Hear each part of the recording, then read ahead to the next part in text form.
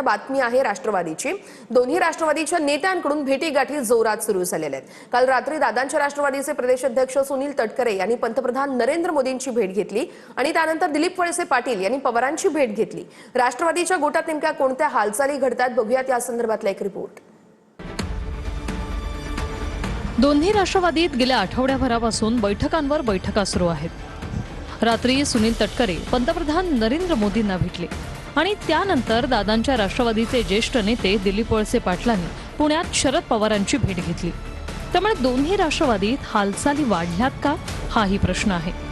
मात्र वळसे पाटलांनी या भेटीला गुरुपौर्णिमा आणि नियोजित बैठकीचं कारण दिलं। आजची भेट ही कुठल्याही प्रकारे राजकीय भेट नव्हती। रयत शिक्षण संस्थेच्या संदर्भात काही प्रश्नांच्या चर्चेसाठी पूर्वनियोजित बैठक होती। गुरुपौर्णिमा पण आहे।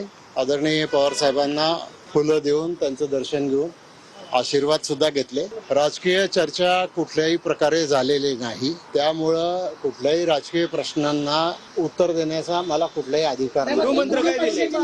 गुरुमंत्र काही नसतो। काम करत राहा, लोकांसाठी काम करा, चांगलं काम करा, हाच त्यांचा नेहमीचा मंत्र आहे। राजकीय प्रश्नांना उत्तर देण्याचा मला अधिकार नाही असं सूचक वक्तव्य वळसे पाटलांनी केलं। शरद पवारांची राष्ट्रवादी एनडीए सहभागी होणार अशा चर्चा असताना भेटीगाठींमुळे या चर्चेला आणखी बळ मिळताना दिसतंय।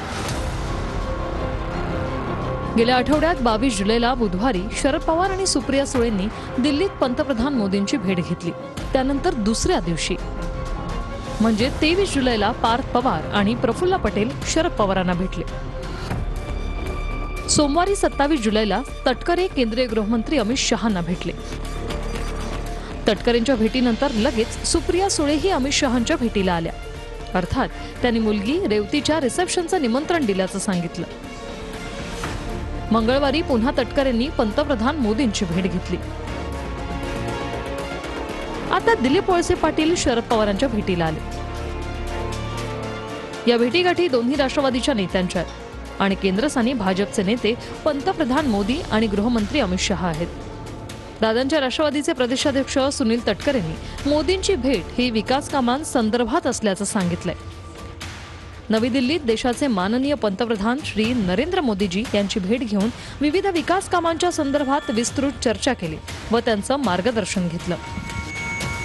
शरद पवारांनी अमित शहांना सांगितलंय की माझे खासदार डिलिमिटेशनसाठी मतदान करतील, ते करण्यासाठी मला माझा पक्ष परत हवाय। म्हणूनच त्यांनी तटकरेंना सुद्धा दिल्लीला बोलवून घेतलं।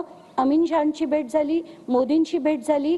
त्यांना त्यांचा पूर्ण गट एकत्र हवाय, तर त्यांना त्याच्या बदल्यात 2 मंत्रिपद महाराष्ट्रात मिळणार आहे आणि 1 सुप्रिया सुळेंना मंत्रिपद हे दिल्लीत मिळणार आहे। इथपर्यंत सगळं झालेलं आहे। भाजप त्यांना एकत्र आणून मग एनडीएत विलीन करेल असं आत्ताचं चित्र आहे, कारण त्यांना खासदार हवेत आणि ते खासदार त्यांना या डिलिमिटेशन बिलच्या आधी हवेत।